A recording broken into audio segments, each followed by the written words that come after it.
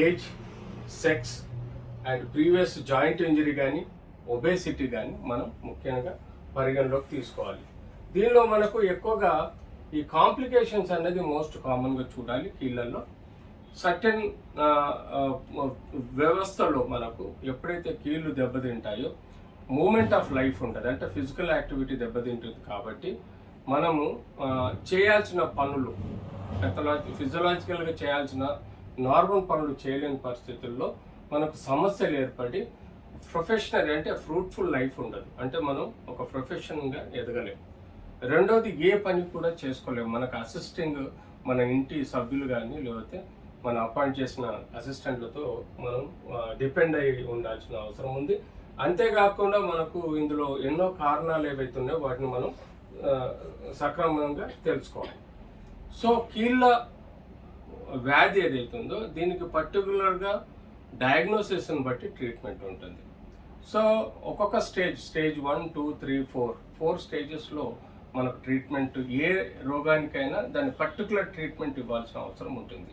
అలాగే స్టేజ్ 1లో ఇది early stage, అది ఆస్టియో ఆర్థరైటిస్ అనుకోండి, లేకపోతే రుమటాయిడ్ ఆర్థరైటిస్ అనుకోండి, గౌటి కానీ, లేకపోతే సోరియాటిక్ ఆర్థరైటిస్ కానీ, సెప్టిక్ ఆర్థరైటిస్ కానీ, ట్యూబర్క్లోసిస్ ఆర్థరైటిస్, ఇట్లా ఎన్నో కీలవాతం ఉన్న వాళ్ళలో స్టేజ్ 1లో మనం తీసుకోవాల్సిన కారణం తెలుసుకోవాలి. ఫస్ట్ ఏం కారణం, ఆ కారణాన్ని బట్టి దానికి కరెక్ట్ యాంటీడోట్ ఇవ్వడం జరుగుతుంది. అంటే మెడిసిన్ రూపంలో మనం ఇవ్వాలి, తీసుకోవాల్సిన జాగ్రత్తలు తీసుకోవాలి. స్టేజ్ 2లో కూడా మందులతో పాటు కొన్ని ఇంజెక్షన్స్ కూడా మనం ఇవ్వాల్సిన అవసరం ఉంటే ఇవ్వాలి.